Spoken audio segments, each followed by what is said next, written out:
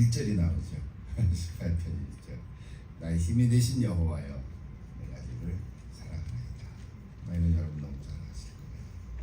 나의 힘이 되신 여호와여, 내가 주를 사랑하나이다.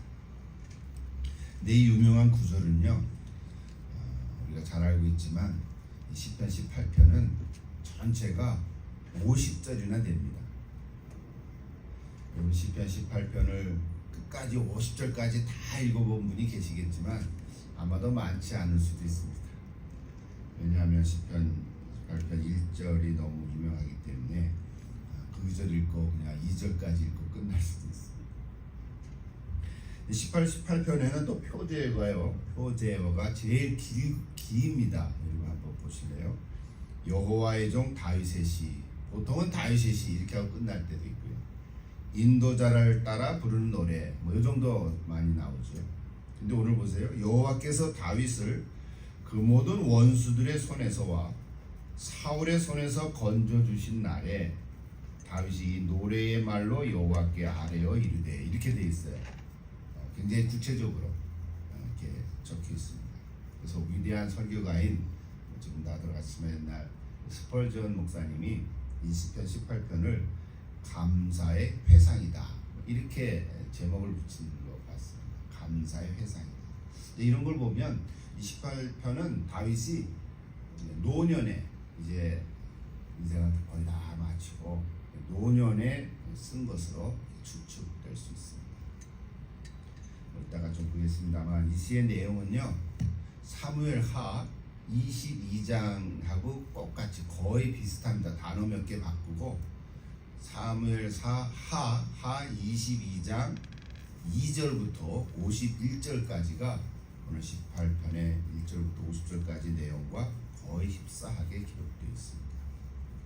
그러니까 이 배경은 전쟁에서 승리한 후에 주님께 드리는 감사의 노래, 감사시라고 하기도 하고요. 또 다윗이 죽기 전에 자신의 삶을 돌아보면서 지금까지 하나님이 나를 이렇게 돌보시고 인도해 주셨다 하는 그 은혜에 감사해서 드리는 찬양의 시라고 말하기도 합니다. 감사 찬양 이렇게 하면 되겠죠. 그래서 이 1절부터 50절까지 있기 때문에 오늘도 이렇게 기도 모임 짧은 그래야 한 15분 20분 정도 이렇게 하지만 구조를 좀 알면 도움이 됩니다. 50절 전체를 우리가 다룰 수는 없지만 1절부터 3절은 서론이라고 말할 수 있고요. 1절부터 3절. 그래서 그것만 주로 많이 합니다. 또 끝에 가서 46절부터 50절까지는 결론입니다. 그래서 서론과 결론 이렇게 빼면 중간에 4절부터 45절까지 그 부분이 있는데 그걸 크게 또 한 세 부분으로 나눠서 문단으로 나눠서 얘기할 수 있는데요. 4절부터 19절까지는 하나님의 구원의 역사에 대한 얘기입니다. 하나님의 구원의 역사가, 그러니까 다윗의 입장에서 볼 때는 하나님이 나를 개인적으로 힘들고 어려웠을 때 전쟁 통해서 나를 구원해 주신 그 하나님이 옛날 애굽에서 이스라엘을 백성들을 출애굽했을 때 역사하셨던 그 하나님이 바로 나와 함께 하신 하나님이시다. 그거를 이제 노래하는 거예요. 그렇게 볼 때 오늘 이 시대에 우리 2023년에 살잖아요. 오늘 우리에게도 나와 함께 하신 하나님이 어떤 하나님이세요? 다윗에게서도 함께 하셨던 그 구원의 하나님이 이스라엘을 역사하셨던 그 하나님이시죠. 이렇게 우리가 적용할 수 있는 거예요. 그 다음에 크게 두 번째 부분에는 20절에서 29절까지 30절까지라도 볼 수 있는데 29절로 이렇게 하면 하나님께서 다윗에게 베풀어 주신 은혜, 그 은혜의 이유가 20절에서 24절까지, 그리고 하나님께 일하시는 그 원리, 역사하시는 원리가 25절에서 29절. 이것도 참 중요한 메시지들이 좀 있어요.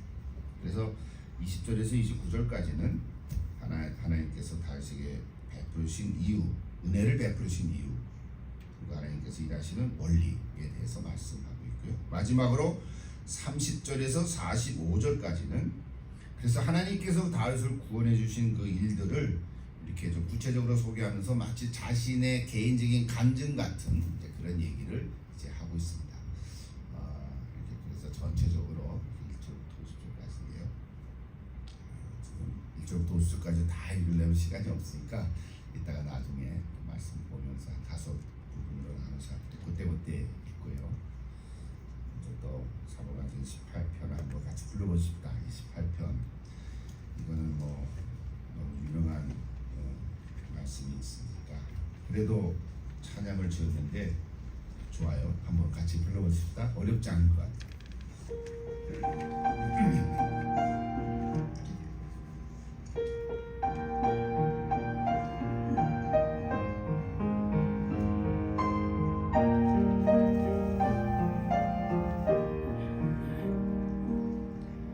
나의 힘이 세신 여호와 내가 주를 사랑합니다.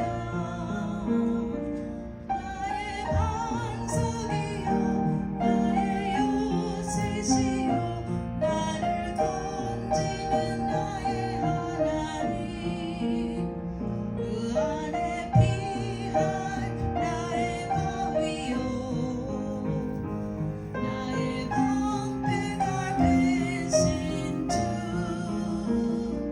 나의 구원을 부르시오 내 산성이시라 나의 힘이 1절 자, 같이 해보십시다. 대충 들으셨죠? 자, 시작. 나의 힘이 되신 여호와 내가 주를 사랑합니다. 나의 반석 나의 반석이요 나의 요새시요 나를 건지는 나의 하나님 그 안에 피할 나의 바위요 나의 방패가 되신 주 나의 구원의 물이시오 내 산성이시여 나의 힘이 되신 여호와 내가 주를 사랑합니다. 주의 손을 펴서 나를 잡으시니 많은 물에서 날 건지셨네. 주 나의 의지 되신 하나님 나를 기뻐하시는 주 나의 의를 따라서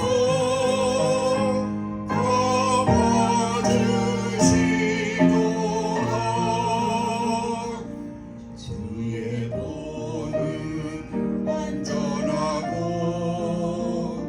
주의 말씀은 순수하니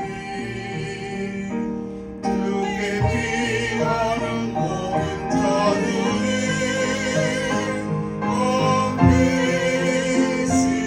왕되시오라 주의 오른손이 나를 붙들어 실족지 않게 하셨도다 살아계신 나의 하나님 주님만이 나의 힘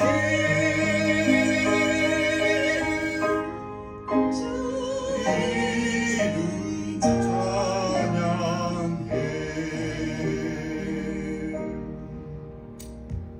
아멘. 힘이 납니까? 힘 나는 것 같아요, 그죠? 예. 저희 이 찬양을 어제 불러보면서 힘이 난다 그랬더니 또 새롭게 또 생각이 또 난대. 그래서 여러분 18편 나중에 또 기회가 있으면 한 번 더 불러보십시다.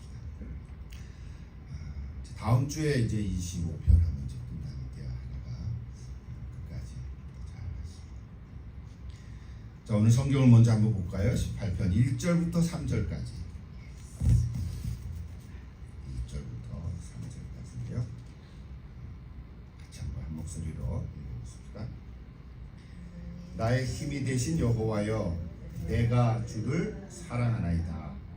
여호와는 나의 반석이시요 나의 요새시요 나를 건지시는 이시요 나의 하나님이시요 내가 그 안에 피할 나의 바위시요 나의 방패시요 나의 구원의 뿌리시요 나의 산성이시로다. 내가 찬송받으실 여호와께 아뢰리니 내 원수들에게서 구원을 얻으리로다. 아멘. 1절은 너무 유명해서 안 해도 되겠죠. 한 가지만, 전에 제가 시편 강의할 때 이런 얘기했어요. 그래서 나의 힘이 되신 여호와여, 내가 주를 사랑하나이다 할 때 그 사랑이라는 단어를 히브리 말로 헤세드라고 했었는데, 그 뜻을 또 다른 데 보니까 이런 뜻이 있어요. 이 세상에서 나 하나밖에 없는 것처럼 하나님께서 나를 사랑해 주신 그 사랑이다. 마치 부부의 사랑처럼. 하나님이 이 세상에 사람이 얼마나 많아요? 70억, 지금 76억, 이전까지 합하고 100억이 넘을 텐데, 그 중에 나를 사랑하시되 이 세상에 나 하나밖에 없는 것처럼 나를 사랑하신다. 여러분 그 생각을 한번 생각해 보십시오. 얼마나 참 짜릿하고 감사하고 감격스럽습니다. 안 그렇습니까? 부부가 남편이 자기 아내만 보고 사랑한다 그래야지, 이 여자 저 여자 보고 너도 좋아해 너도 좋아해 그러면 큰일 날 거 아니에요. 여자도 마찬가지죠, 그죠? 마치 그 사랑이에요. 이 세상에 나 하나밖에 없는 나를 사랑해줘요. 여러분 각자가 하나님 나를 사랑하신다 할 때 그 고백을 이렇게 하시면 좋겠습니다. 그 구체적인 내용이 2절에 나옵니다. 2절에 아까 읽었습니다. 나의 반석, 나의 요새, 건지시는 분, 나의 하나님, 피할 바위, 방패, 구원의 뿔, 산성. 이 단어들이 다 뭐예요? 그냥 관념적인 얘기 단어들이 아니죠. 이거 실제로 전쟁터에서 사용되는 단어들이잖아요. 총알이 날라올 때, 옛날에 총알이 없었겠지. 활 쏘였겠죠. 숨는 바위. 그래서 평생 다윗은 전장에서 살았던 사람이거든요. 어렸을 때 골리앗을 이긴 거기에서부터 시작해서 블레셋과도 싸웠고, 또 사울 왕으로부터 쫓겨났고, 또 사울의 아들인 이스보셋의 세력과 또 싸우기도 했고요. 주변의 많은 나라들과 왕이 된 뒤에 또 싸웠고요. 마지막에는 사랑하는 아들 압살롬으로부터 참 이렇게 반역을 해서 또 쫓겨가서 또 싸우고. 그러니까 다윗의 인생은요 계속 이렇게 반대자가 있었어요. 자기를 힘들게 하고 자기를 넘겨뜨리려고 하고 배신하고 이런 사람들이 항상 있었어요. 그만큼 다윗은요 이런 전쟁에서 이렇게 지내왔지만 든든한 방어막이 되신 분이 오직 여호와 하나님이시다. 그 고백을 하는 거죠. 하나님만이 나의 방어이시다. 뭐 방패시다. 그런 얘기 많이 있죠. 시편 7편에서도 여호와는 나의 방패시다. 지난번에 한금자 찬양했잖아요. 나의 방패시다. 여러분의 방패는 누구예요? 하나님이십니까? 든든한 백이 된 거예요. 다윗을 번갈 때 하나님이 내 백이. 여러분 백이 있어요? 난 백 많은데 그런 백이 아니라 정말 하나님이 나의 든든한 백인가, 나의 방패신가. 정말 하나님이 나의 든든한 방어막이 되신다면 조금 힘들어도 좀 견딜 수 있잖아요. 그렇죠? 그 어떤 일이 있어도, 어떤 일이 일어나도, 그 누가 나를 넘겨뜨리려고 해도 우리는 든든히 서갈 수 있습니다. 그래서 이렇게 고백하는 거예요. 나의 힘이 되신 여호와야, 내가 주를 사랑하나이다. 두 번째 보십시다. 일일이 하려면 시간이 없어요. 이거 하나 갖고 1시간 해야 되니까. 근데 넘어가야 돼요. 4절부터 또 19절 보십시다. 4절. 저희가 하나님 구원의 역사에 대한 말씀인데 4절부터 19절. 그래서 성경을 한번 읽고 가야 되잖아요. 그죠? 좀 길어요. 같이 좀 빨리 읽어보십시다. 사망의 줄이 나를 얽고 불의의 창수가 나를 두렵게 하였으며 수월의 줄이 나를 두르고 사망의 올무가 내게 이르렀도다. 내가 환난 중에서 여호와께 아뢰며 나의 하나님께 부르짖었더니 그가 그의 성전에서 내 소리를 들으시며 그의 앞에서 나의 부르짖음이 그의 귀에 들렸도다. 이에 땅이 진동하고 산들의 터도 요동하였으니 그의 진노로 말미암음이로다. 그의 코에서 연기가 오르고 입에서 불이 나와 사름이여 그 불이 숯이 피었도다. 불에 숯이 피었도다. 그가 또 하늘을 들이우시고 강림하시니 그의 발 아래는 어두캄캄하도다. 구룹을 타고 다니시며 바람 날개를 타고 높이 솟아 오르셨도다. 그가 흑암을 그의 숨는 곳으로 삼으사 장막같이 자기를 두르게 하시며 곧 물의 흑암과 공중의 빽빽한 구름으로 그리 하시는도다. 그 앞에 광채로 말미암아 빽빽한 구름이 지나며 우박과 숯불이 내리도다. 여호와께서 하늘에서 우레소리를 내시고 지존하신 이가 음성을 내시며 우박과 숯불을 내리시도다. 그의 화살을 날려 그들을 흩으시며 많은 번개로 그들을 깨뜨리셨도다. 이럴 때 여호와의 꾸짖음과 콧김으로 말미암아 물밑이 드러나고 세상의 터가 나타났도다. 그가 높은 곳에서 손을 펴사 나를 붙잡아 주시며 많은 물에서 나를 건져내셨도다. 나를 강한 원수와 미워하는 자에게 건지셨으며 그들은 나보다 힘이 세기 때문이로다. 그들이 나의 재앙의 날에 내게 이르렀으나 여호와께서 나의 의지가 되셨도다. 나를 넓은 곳으로 인도하시고 나를 기뻐하심으로 나를 구원하셨도다. 아멘. 그냥 9절 읽기만 해도 힘이 나지요, 그죠? 특별히 19절을 보면 16절 보면 19절 18절이죠. 여호와께서 나의 의지가 되셨도다. 여호와가 나의 의지시다. 의지할 만한 분이시다. 15절에 있는데 얼마나 재미나는지요. 여호와의 꾸지람과 콧김으로 말면 하나님께서 콧김 한번 훅 불면 바닷물이 다 슝 없어지는 것 그런 표현이 참 재미난 표현들이 많은데, 자 4절을 한번 보시면 다윗이 그 힘들었던 삶의 상황을 여기서 알 수 있습니다. 4절로 다시 올라가서요.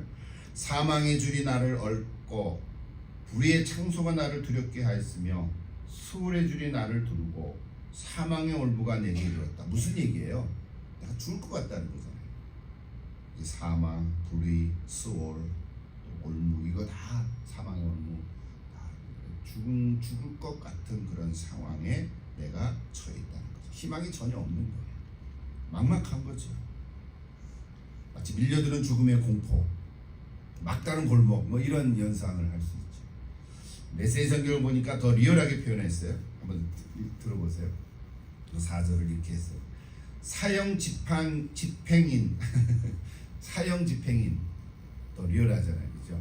사형 집행인의 올가미가 내 목을 단단히 죄고, 그러니까 이게 사형수가 돼서 이제 죽을 이제 목을 딱 이렇게 사형 주고. 여러분 그런 그림으로 본 적 있죠, 사진으로? 여러분 직접 경험은 없으시죠 아직? 이게 사형 집행인의 이제 목줄을 내고 이제 버튼을 누르면 밑에 앉아있던 의자가 퉁 하면서 밑에 쭉 떨어지잖아요. 마치 그런 이 리얼한 표현이에요. 또 마귀의 물살이 나를 덮쳤다. 지옥끈에 꽁꽁 묶이고 죽음의 덫에 갇혀 출구가 모조리 막혔다. 출구가 없다. 이거 얼마나 답답하겠어요. 출구가 없는 그런 상황. 심리적으로도 얘기하죠. 지금 다윗이 그런 상황이라는 게 막다른 골목에. 근데 여기서 중요한 건 6절이에요. 그때 바로 다윗은 하나님을 찾았다는 거예요. 6절 다시 한번 읽어보겠습니다. 내가 환난 중에 여호와께 아뢰며 나의 하나님께 부르짖었다니. 이게 중요한 거죠. 우리 뭐 4절부터 19절까지 다 읽었지만 이거 다 어떻게 한 절씩 하겠어요.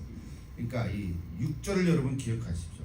내가 환난 중에 여호와께 아뢰며 나의 하나님께 부르짖었더니 나의 소리를 들으셨도다. 그러니까 어떻게 했어요? 구원해 주셨다. 그래서 나는 하나님만 의지합니다. 이런 고백인 거예요. 찬양하는 거죠. 죽음보다도 더 크신 분이 바로 하나님이십니다. 우리가 믿는 하나님도 우리의 삶의 상황보다도 더 훨씬 크신 분이 아니겠어요? 상황 너머에 계신 하나님 바라볼 수 있습니다. 사면 초가라는 말 있죠? 다 막혔어요. 그럴 때는 어떻게 해요? 위를 쳐다봐야지. 하늘을 보면 주님께서 길을 열어주실 거예요. Make way.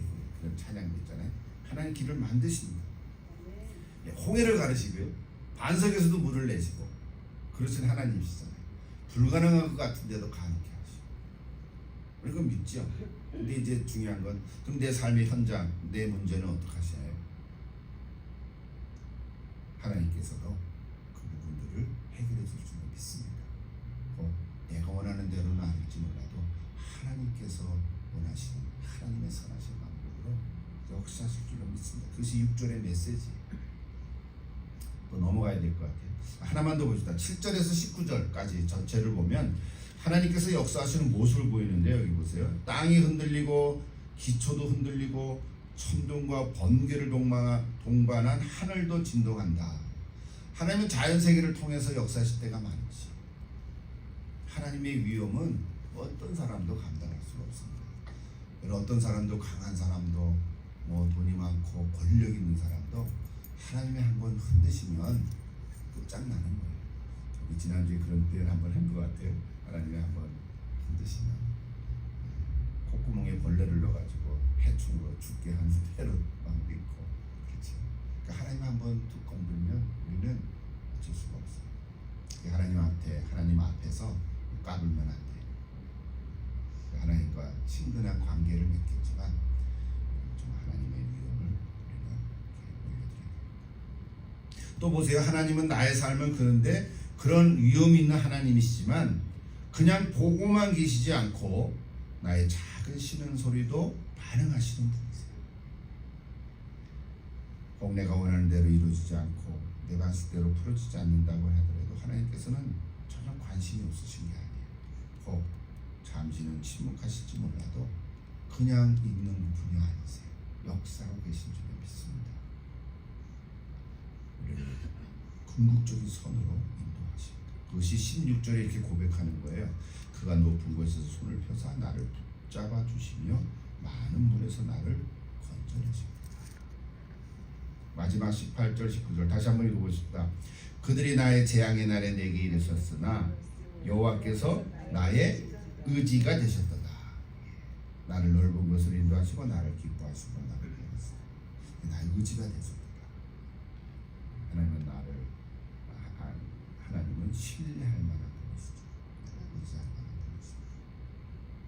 자, 그 다음 또 보십시다. 20절에서 30절. 또 같이 한번, 이거는 다윗의 삶의 고백이 나오는데요. 20절에서 30절 또 같이 한번 읽어보십시다. 20절에서 30절까지 29절까지. 여호와께서 내 의를 따라 상 주시며 내 손의 깨끗함을 따라 내게 갚으셨으니 이는 내가 여호와의 도를 지키고 악하게 내 하나님을 떠나지 아니하였으며 그의 모든 규례가 내 앞에 있고 내게서 그의 율례를 버리지 아니하였음이로다. 또한 나는 그의 앞에 완전하여 나의 죄악에서 스스로 자신을 지켰나니 그러므로 여호와께서 내 의를 따라 갚으시되 그의 목전에서 내 손이 깨끗한 만큼 내게 갚으셨도다. 자비로운 자에게는 주의 자비로우심을 나타내시며 완전한 자에게는 주의 완전하심을 보이시며 깨끗한 자에게는 주의 깨끗하심을 보이시며 사악한 자에게는 주의 거스르심을 보이시니 주께서 공고한 백성은 구원하시고 교만한 눈은 낮추시리이다. 주께서 나의 등불을 켜시며 여호와 내 하나님이 내 흑암을 밝히시리이다. 내가 주를 의뢰하고 적군을 향해 달리며 내 하나님을 의지하고 담을 뛰어넘나이다. 아멘. 20절에서 그 29절까지 보면 다윗이 하나님 앞에서 어떻게 살아갔는가를 보여주고 있는 거죠. 여호와의 도를 지키고, 그렇죠? 여호와의 도를 지키고 오늘날 우리 말씀대로 살아가려고 또 하나님을 떠난 적이 없었습니다. 저 여러분도 하나님 떠난 적은 없으시죠? 힘든 적은 있어도 또 하나님 앞에서 흠이 없도록 살아왔고 죄로부터 자신을 지켰다고 고백한 거예요. 왜 그래요? 하나님께서 내 순수한 마음을 보시고 보응해 주신다. 고백하는 것입니다. 근데 하나 25절에서 27절 말씀을 읽으면서 혹시 오해될까봐 한 말씀 드립니다. 이게 25절 보면 자비로운 자에게는 주의 자비로우심을 나타내시며 완전한 자에게는 주의 완전하심을 보이시고 깨끗한 자에게는 주의 깨끗하심을 보이시며 사악한 자에게는 주의 거스름을 보이시니 이렇게 돼 있잖아요. 이거 잘못 오해되면 어떻게 이해할 수 있어요? 아, 사람이 먼저 이렇게 바르게 되면, 그렇죠, 사람이 먼저 깨끗하고 자비로우면 하나님이 나한테 자비를 베푸시고 나한테 깨끗하게 해주실 것이다, 이렇게 오해할 수 있잖아요. 그 번역으로만 보면 그렇단 말이에요. 제가 이를 다른 번역들을 좀 많이 보는데 메시지 성경을 또 보면 훨씬 그 뜻이 정확하게 들어와요. 한번 들어보세요. 선한 이들은, 이게 이제 자비로운 자를 이제 선한 이들이라고 하면서 그다음 선한 이들은 주님의 선하심을 맛보며, 이렇게 번역했어요. 선한 이들은 주님의 선하심을 맛보며 온전한 이들은 주님의 온전하심을 맛보고 진실한 자들은 주님의 진실하심을 맛보지만 악한 자들은 주님을 헤아리지 못할 것입니다. 이렇게 됐어요. 그러니까 이 맛보다라는 단어를 하나 쓰면서 아, 나를 맛본다, 하나님을 맛보는 거예요. 어떤 자가 마음이 깨끗한 자에게는 하나님이 깨끗하심을 나한테 보여주시고, 그런 의미라기보다는 마음이 청결한 자에게는 하나님이 청결함을 맛보게 한다. 그게 무슨 얘기예요? 그러니까 내가 하나님을 믿기 때문에, 그 하나님의 모습을 내가 믿기 때문에 그 하나님 모습이 내게 다가오신다는 거죠. 이해하시죠? 우리 그냥 개혁성경 번역으로만 보면 사람이 먼저 이렇게 하면 하나님은 나한테 이렇게 해주실 거야, 마치 이렇게 오해될 수 있거든요. 그런 건 아닙니다. 그것이 그렇게 되면 내가 그 현장에서 하나님을 체험하게 됩니다. 그 마지막 것도 보세요. 27절. 주께서는 밟히는 이들의 편을 들어주시며, 밟히는 이들이니까 뭐예요? 억울하게, 그렇죠? 고난을 당하는 사람의 편을 들어주시고 콧대 높은 이들의 콧대를 꺾어버리신다, 이렇게 번역을 했어요. 재미나요? 교만한 눈을 콧대가 높은 이들, 이렇게 여러분 통쾌하지 않습니까? 세상이 좀 이렇게 돌아가야 되는데 갑질하는 사람은 좀 꼬꾸라져야 돼요. 못되게 놓고 그냥 악하게만 살아가는 사람도 이렇게 다리가 좀 이렇게 부러져야 되는데, 선하게 사는 사람은 맨날 아프고 그냥 힘들어한단 말이에요. 그러니까 그냥 이게 화가 나는 거야. 하나님 뭐 그러면서. 근데 요즘 말로 하면 갑질하는 자에게 하나님께서는 창교육을 하실 것입니다. 한국이나 미국이나 뉴스를 보면 얘기하면 또 시간이 가지만 어쨌든 여러분 그 사법부가 이게 정의가 많이 상실된 것 같아요. 엊그제 뉴스 들어보셨어요? 여기 미국의 뉴스인데 콜로라도 주에서 콜로라도 주에서 이제 내년도가 11월에 또 대통령 선거가 있잖아요. 근데 공화당의 제일 거의 50% 이상 지지를 받는 전 트럼프 대통령이지만 그분에 대해서 아예 중간선거 나오지도 못하고 이름을 나오지도 못하도록 판결을 했잖아요. 똑같은 이슈를 가지고 미시간주나 미네소타주는 기각을 했거든요. 콜로라도주는 그걸 또 이렇게 판결을 해버렸어요. 그래가지고 이제 대법원에, 그러니까 연방 대법원이죠. 그러니까 주 대법원이 아니라 거기 이제 또 항소했다는 그런 뉴스를 들었는데 사람들이요. 그래서 이제 많은 댓글을 보니까 미국 말도 있고 민주주의야, 미국이 이럴 정도냐 막 이런 댓글이 많아. 민주주의가 상실됐다 막 이런 얘기도 있고, 안 뽑으면 안 뽑는 거지 왜 아예 나오지도 못하냐 막 이런 말씀도 많고. 하여튼 콧대 높은 이들의 콧대를 하나님이 꺾으시고, 저는 반드시 정의가 일어날 줄로 믿습니다. 정의가 살아납니다. 기도하십시오. 좀 인내를 가지고 지켜봐야 되겠죠. 다윗이 얼마나 그런 순간들이 많았겠어요. 자, 그다음 보시다. 30절 마지막 한번 보고 그다음 넘어갈게요. 30절. 하나님의 도는 완전하고 여호와의 말씀은 순수하니 그는 자기에게 피하는 모든 자의 방패시로다. 네. 이거 저는 여러 번 얘기했죠. 하나님께 피하는 자는 하나님 지켜주신다.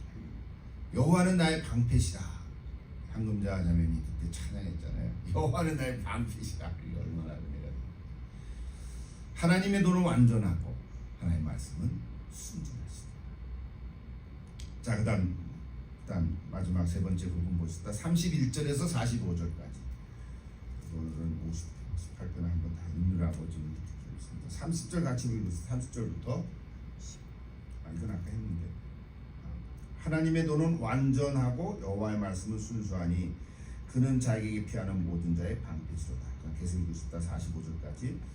여호와 외에 누가 하나님이며 우리 하나님 외에 누가 반석이냐. 이 하나님이 힘으로 내게 띠띠우시며 내 길을 완전하게 하시며 나의 발을 암사슴 발 같게 하시며 나를 높은 곳에 세우시며 내 손을 가르쳐 싸우게 하시니 내 팔이 활을 당기도다. 또 주께서 주의 구원하는 방패를 내게 주시며 주의 오른손이 나를 붙들고 주의 온유함이 나를 크게 하셨나이다. 내 걸음을 넓게 하셨고 나를 실족하지 않게 하셨나이다. 내가 내 원수를 뒤쫓아가리니 그들이 망하기 전에는 돌아서지 아니하리다. 내가 그들을 쳐서 능히 일어나지 못하게 하리니 그들이 내 발 아래에 엎드러지리이다. 주께서 나를 전쟁하게 하려고 능력으로 내게 띠띠우사 일어나 나를 치는 자들이 내게 굴복하게 하셨나이다. 또 주께서 내 원수들에게 등을 내게로 향하게 하시고 나를 미워하는 자들을 내가 끊어버리게 하셨나이다. 그들이 부르짖으나 구원할 자가 없었고 여호와께 부르짖어도 그들에게 대답하지 아니하셨나이다. 내가 그들을 바람 앞에 티끌같이 부서뜨리고 거리에 진흙같이 쏟아 버렸나이다. 주께서 나를 백성의 다툼에서 건지시고 여러 민족의 으뜸으로 삼으셨으니 내가 알지 못하는 백성이 나를 섬기리이다. 그들이 내 소문을 들은 즉시로 내게 청종하며 이방인들이 내게 복종하리로다. 이방 사람 자손들이 쇠잔하여 그 견고한 것에서 떨며 나오리로다. 지금 이게 18편 전체가 50절까지 돼가지고 1절부터 3절까지 서론이고요. 그 다음에 오늘 세 번째 부분인데 이건 하나님의 구원에 대한 다윗의 어떤 개인적인 간절한 단어는 없지만 하나님 나를 이렇게 하셨다. 이렇게 구원해 주셨다. 그런 얘기하는 거예요. 그 전체 주제는 하나님의 이끄심. 만약에 설교를 한다면 그 부분 하나님의 이끌어 주심. 하나님이 저와 여러분의 인생도 이끌어 주신 줄로 믿습니다. 지나간 과거의 내 인생을 돌이켜보면 내가 이렇게 힘들 때 하나님 나를 인도해 주셨다. 나는 선한 길로 이끌어 주셨다. 그렇게 고백할 수 있잖아요. 간증이 되는 거죠. 거기 스토리를 붙이면. 그러니까 다윗은 주님의 도를 지켜서 주님을 떠난 적이 없고 자신을 하나님께서는 이렇게 이끌어 주셨다. 이렇게 지금 말하고 있는 거예요. 특히 33절에서 35절 보면 재미나요. 비유로 얘기한 거잖아요. 하나님은 자신을 암사슴의 발처럼 튼튼하고 빠르게 해주셨다는 거예요. 암사슴이 연약하잖아요. 그런데 그 발을 튼튼하게 해주셨다는 거예요. 빠르죠. 그죠? 빨리 도망가요. 사자가 와도 확 도망가요. 물론 나중에 잡혀먹을 수도 있겠지만 그 발이 빠르다고요. 그러니까 그 비유로 하나님이 내 발을 튼튼하게 해주셨다. 그 다음 보세요. 놋활을 당길 만한 놋활이 무겁잖아요. 놋활이 얼마나 무겁습니까? 나무로 만든 게 아니고 놋으로 만드는 그 쇠붙이잖아요. 쇠덩어리인데 그것을 당길 만한 강한 팔 힘을 주셨다는 거예요. 와, 대단해요. 강한 팔 힘을 주셨다. 또 구원하는 방패를 손에 들려주셨고 방패를 손 하나로 꽉 잡으니 다윗이 원래 군인이긴 했지만 자기를 강하게 해주셨다. 주님의 강한 오른손을 붙들어주셨다. 오늘 살아가는 저와 여러분도 하나님 나를 이렇게 붙들어줄 줄을 믿습니다. 일일이 다 소개 못하게 한 절 한 절은 아까 읽으셨습니다. 그만큼 하나님 나를 이끌어주셨다 고백할 수 있습니다. 언제까지요? 이 세상을 떠나는 날까지. 영적 싸움을 계속하고 있는 것입니다. 이 영적 전쟁이죠. 그래서 하나님이 전신갑주를 입고 온 힘을 다해 영적으로 무장하라. 올해 표가 그렇게 되겠는데 영적 전쟁에 승리하라. 사실 우리는 이미 승리한 싸움을 싸우고 있는 거죠. 예수님이 십자가에서 달려 돌아가심으로 사실은 사탄을 이미 무너뜨렸어요. 아직 발악하고 있지만 우리는 이긴 싸움을 한다. 여러분 이거를 기억하면 십자가에서 예수님이 이미 승리하셨다. 부활하셨으니까 승리하셨는데 그걸 우리가 늘 마음속에 이렇게 기억하고 모시고 있다면 내 삶의 어려운 순간 어떤 상황 속에서라도 낙심하고 염려하지 않고 하나님께 모든 것을 맡기며 살아갈 수 있을 줄 믿습니다. 43절에서 45절은 이방인까지도 다 섬기도록 하나님께서 역사하셨다. 자, 마지막 결론을 볼까요? 46절부터 50절까지인데 결론 같이 한번 큰 소리를 읽읍시다. 46절 여호와는 살아계시니 나의 반석을 찬송하며 내 구원의 하나님을 높일지로다. 이 하나님이 나를 위하여 보복해 주시고 민족들이 내게 복종하게 해 주시도다. 주께서 나를 위해 원수들에게서 구조하시니 주께서 나를 대적하는 자들의 위에 나를 높이 드시고 나를 포악한 자에게서 건지시나이다. 여호와여 이러므로 내가 이방 나라들 중에 주께 감사하며 주의 이름을 찬송하리이다. 여호와께서 그 왕에게 큰 구원을 주시며 기름 부은 받은 자에게 인자를 베푸시며 영원토록 다윗과 그 후손에게로다. 이 결론인데요. 다시 하나님께 찬양하는 거죠. 찬양하시죠. 이 절정은 49절 50절에 나와요. 이게 마지막 절정인데요. 그 앞에 구절도 좋죠. 여호와는 살아계신 나의 반석을 찬송한다. 그런 얘기인데 49절 보세요. 여호와의 이름으로 내가 이방 나라들 중에서 주께 감사하며 주의 이름을 찬송하리이다. 그다음 50절 보세요. 여호와께서 그 왕에게 그 큰 구원을 주시며 기름 부음을 받은 자에게 인자를 베푸시며 영원토록 다윗과 그 후손이로다. 이게 무슨 말이에요? 구약에만 사는 사람은 이것을 예수라고 우리가 알 수가 없죠. 기름 부음 받은 자, 이걸 뭐라 그래요? 메시아. 히브리어 메시아잖아요. 기름 부음 받은 자. 왕으로 기름 부음 받은 자도 그 기름 부음 받은 자인데 메시아라고 하는데 왕도 자기도 기름을 부음 받은 왕이잖아요. 근데 자기가 왕이지만 이거를 정말 이게 진짜 성령의 역사하심으로 이렇게 예언적인 것인데 여러분 로마서를 가보면 로마서 맨 끝에 15장을 가보시면 시간이 좀 갔지만 한번 찾아보고 끝낼게요. 15장 로마서 15장 한번 가보세요. 로마서 15장 왜냐하면 뭐 확인할 게 하나 있어요. 로마서 15장을 가보시면 9절을 가보세요. 로마서 15장 9절. 사도 바울이 얘기하는 거거든요. 사도 바울이 얘기하면서 이런 얘기를 해요. 내가 말하는 그리스도께서 하나님의 진실하심을 할례의 추종자가 되었으니 이는 조상들에게 주신 약속들을 견고하게 하시고 9절 이방인들도 그 궁일하신 말미암아 하나님께 영광을 돌리게 하려 하심이라. 기록된 바 그랬죠. 로마서 15장 9절에 기록된 바 그러므로 내가 열방 중에서 주께 감사하고 주의 이름을 찬송하리로다. 이거 어디서 나오는 거예요 지금? 오늘 18편 50절에 있는 그 구절을 인용한 거예요. 놀랍죠? 그리고 로마서 15장에는 그 다음 10절, 11절, 12절 계속해서 구약에 있는 성경 구절을 4번이나 사도 바울이 인용을 하고 있거든요. 그러니까 이게 무슨 말이냐면 오늘 로마서 15장 9절에 나오는 그 구절은 10편, 18편, 50절의 다윗의 맨 마지막의 고백을 인용한 거예요. 인용하면서 그 왕이 기름 부은 자, 그 후손, 이게 다 누굴 얘기해요? 사실은 예수 그리스도를 예언하고 있다는 거예요. 영원토록 다윗과 그 후손에게로다. 그 메시아인데 자기 백성을 저의 죄에서 구원하실 우리 시작적인 사에서 사는 우리는 그분이 예수 그리스도다. 사도 바울을 로마서에서 인용하면서 다윗의 이 이야기를 인용하면서 그분이 바로 예수님이신 거야 라고 지금 확정을 고백한 거죠. 참 다윗은요 이렇게 힘들게 전쟁 통해서 많이 곤란한 상황 속에서 정말 죽을 것 같은 상황 속에서 살아갔지만 하나님의 영이 함께 하심으로 정말 자기도 모르게 예언하는 그 구절들을 보면 마지막에 메시아 곧 오실 예수 그리스도를 이렇게 예언하고 있는 구절들을 많이 쓰고 있는 걸 볼 수 있습니다. 놀랍지 않으세요? 오늘 성탄을 앞두고 다음 주 우리 성탄절 예배를 드리는데 18편 다윗의 고백과 찬송을 통해서 마지막 예수 그리스도의 메시아에 관한 예언의 메시지를 이렇게 들을 수 있는 은혜를 오늘 이렇게 경험하게 됐습니다.